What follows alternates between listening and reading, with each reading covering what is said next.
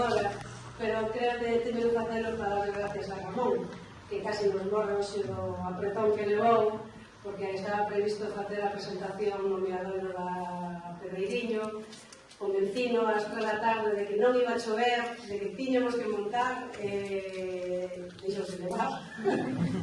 E ás 5:30, cando tiñamos todo montado, sacamos a foto extraoficial de Franchera.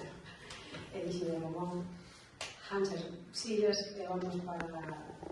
para baixo, para a porta, que é un espacio bonito, os teus pinchos na sala de exposicións de cestería, pero non é o que queríamos, que era que tomaras un niño mirando toda a Serra do Xudés, mirando Lodios, o Nuño non se mira desde ali, ni Lobeira, pero mirábamos en Trimo, Lodios, Ondas en Lindoso, Portugal. Compartir esta aventura con nós, empezando polos concellos da comarca e os seus representantes, o Muiños Plácido, Lobeira Antonio, Lodios Mari Carmen, estás aí, e a parte Pontevedresa, o Concello de Covelo, Pablo, que si por aí por a calle de Covelo, benvido, estás na casa, e a parte asturiana exótica,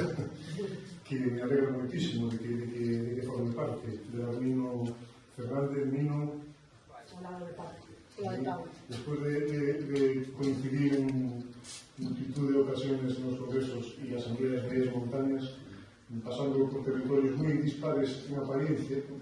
desde el precioso concejo de Somindo que presides ou portes en Cantabria ou últimamente a Ís, en el Pirineo aragonés, mostra concejos e ayuntamientos quizá dispares, pero que en el fondo compartimos muchísimas cosas. Me alegra poder recibirte en mi patria y a la gente del Principado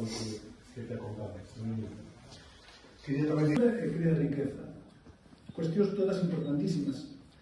e que tamén son para ofertar un turismo diferenciado. Destacamos dentro das nosas liñas de traballo a iniciativa A Terra, que xa foi presentada, en a que poñemos en contacto os demandantes e ofertantes de terras agrícolas. As aldeas hoxe, pois, en 10 anos eu penso que o rural ten uns días contados e penso que as políticas teñen que ir encaminhadas a fortalecer a que a xente vai ás aldeas e que é un lugar para vivir fabuloso.